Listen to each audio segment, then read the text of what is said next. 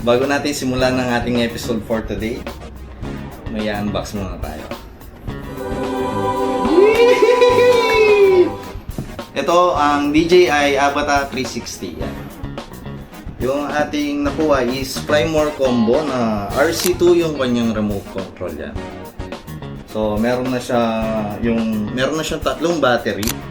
Tapos yung DJI RC2 at syempre yung drone natin. Tapos meron na siyang shoulder bag, yan. USB, at saka yung charging hub niya, tatlo na rin yun. Meron siyang extra propellers yan. Standard yan sa FMC ni DJI. Tapos meron na siyang cleaning cloth at saka yung landing pad niya. Tapos ito nga pala guys, meron na yung landing pad niya. Ito yung pinaka first na DJI drone na may landing pad. Kasi 360 nga naman yung camera niya, baka magasgas. From beginner to intermediate users talaga siya. So yan, buksan na natin.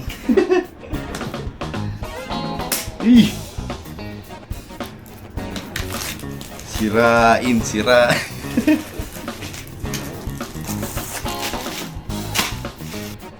Guys.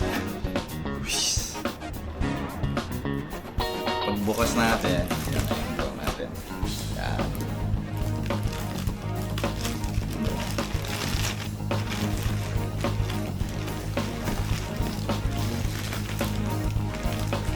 Good. Pupet. Ganda ng bag niya guys.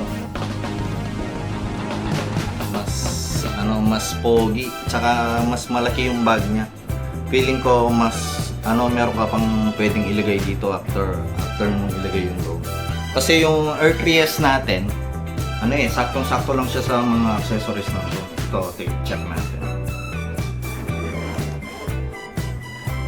At pagbukas, yan, makikita natin yung accessories. Ay, battery pala to. Ayan, yung battery. Yan, ito yan. Yung ating landing pad. Magandang klase yung landing pad niya. Hindi siya basta-basta. Mabigat. Alam mo, hindi tinipid yung material. Ito yung landing pad. Tabi muna natin. Siyempre, yung ating RC2, yan.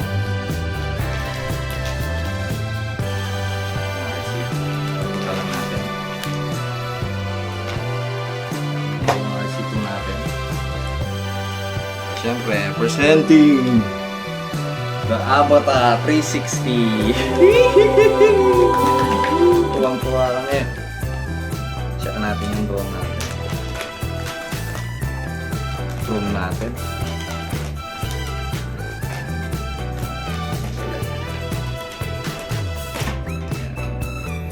So up guys, ito siya. Para siyang yung Neo 2, na pinalaki. Parang tatay yata ang Neo 2, tapos ginawa mo lang ng 360 yung camera. So, syempre, dito sa Avata 360, meron siyang dalawang front, sensor. Tsaka meron siyang dalawang LiDAR dito. Itong LiDAR guys, kahit walang ilaw, is nade-detect mo yung sa paligid. Kaya, hindi siya mawawalan ng front sensing talaga. Hindi siya mababangga. Smooth. Okay. Nila lang pala. Siyempre dapat maingat tayo bago tayo. Nila lang pala siya. At ito na yung yung dual kasi yung camera nito guys.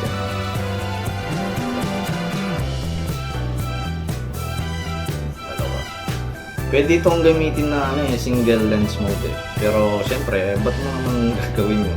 Kaya nga bumili ka ng 360.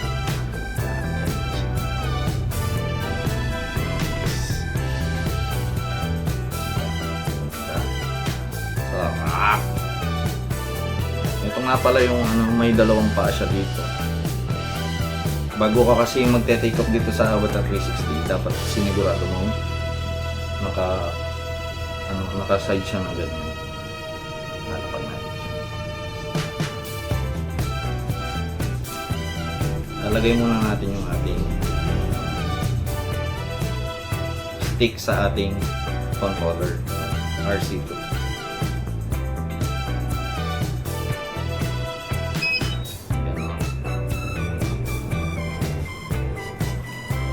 Ay yung ating battery.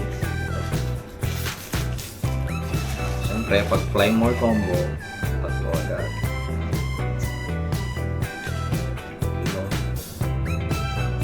Charge.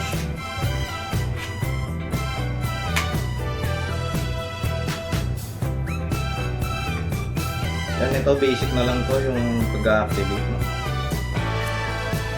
Yan, dito sa activation, kailangan mo lang mag-connect sa Wi-Fi. Beijing, Hong Kong, Taipei.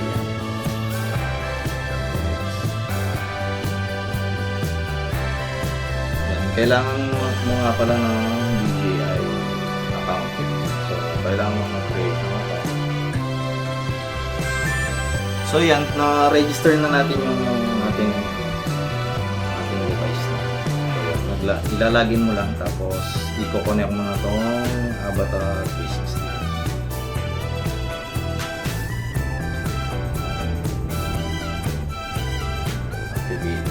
Activation na tayo, guys.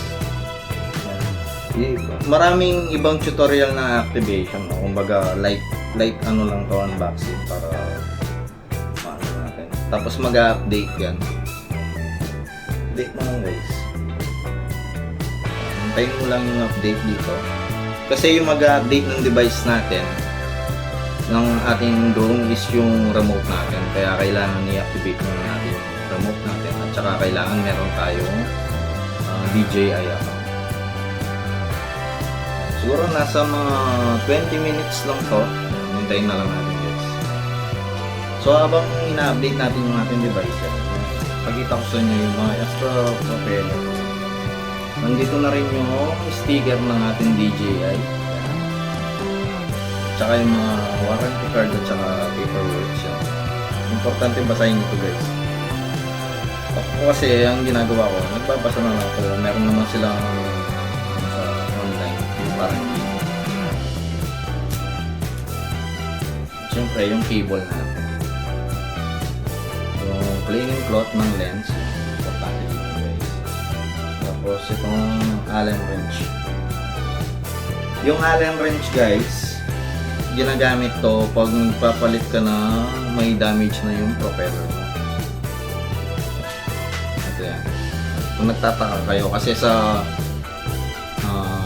Air Krias natin na drone is wala tayong Allen wrench kasi flip lang yun sa atin. Pero dito sa Avatar 360, yung ano niya, yung propeller niya is kailangan ng Allen wrench niya. Yan, yung ating USB-C na data cable at pwede na rin charging cable. Yung recommended ko nga pala na charging brick para sa ating Avatar 360 is at least 60 watts yan. Pero kung gusto mong mabilis mag-charge, yung 100 watts ng kahit aling brand naman eh. At ito nga pala yung ating first flight ng ating DJI Avatar 360, no? Itong makikita nyong video dito is 15 second clip lang na kinunan namin ng isang beses lang. Pero in-export namin ng maraming beses. Itong nakikita nyo is yung forward view. Yan. Kumusta naman ba yung quality ng ating DJI Avatar 360, no? Itong next naman na clip natin na nakikita nyo is yung tinatawag namin na barrel roll. Yan. 2 barrel roll yung aking ginawa dito sa clip na to.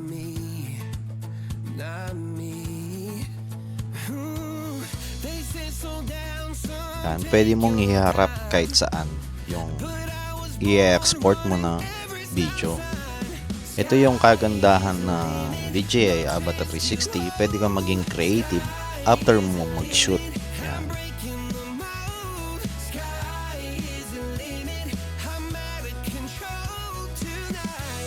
Ito naman yung pangalawang barrel roll. Yan. Sa kabila ko lang siya pinaikot pero mas matagal to. Yan. Hindi ko masyadong ginagamit to kasi medyo nakakahilo kung mapapansin nyo sa video, no?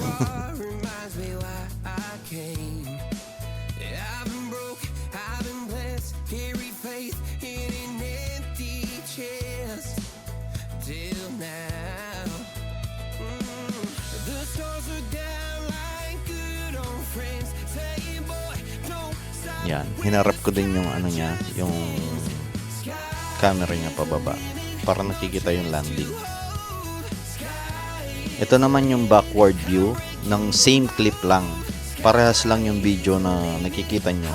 Iba lang yung pagka-export ng kanyang ng kanyang video. Ang susunod na nakikita yung video na yan ay yung downward view. Yan. Hinarap ko lang siya pa baba. Yan.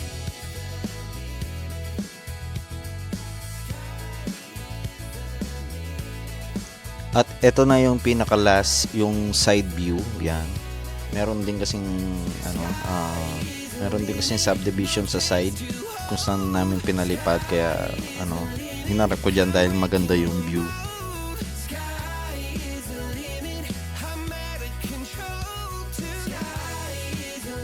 First impression ko sa Avata 360, pwede kang maging creative, yun nga, pwede kang maging creative after ng pag-shoot mo. Kung may na-miss ka na view, pwede mo siyang balikan, i-edit mo ulit, ganyan. At ang importanteng is i-landing mo yung drone, pag-aralan mo ng i-landing yung drone sa mismong landing pad niya, no? Dahil nga yung lens niya ay baka magasgas yan. Ito bonus clip to sa Tagaytay ito, no. Medyo inedit ko na, binilisan ko yung yung roll. Yan. Yun, oh.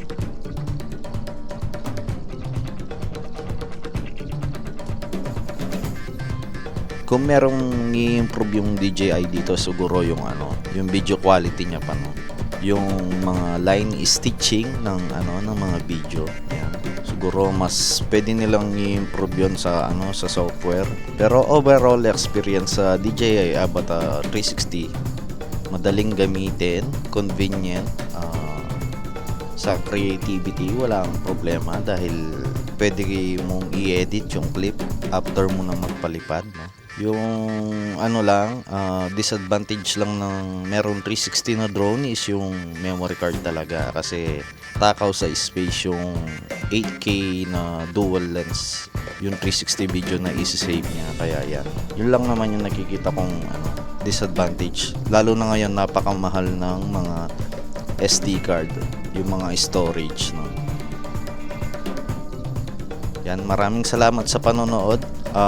Siguro gagawa pa ako ng isa pang video dito, no, para sa in-depth review. Though hindi naman ako talaga gumagawa ng review, no.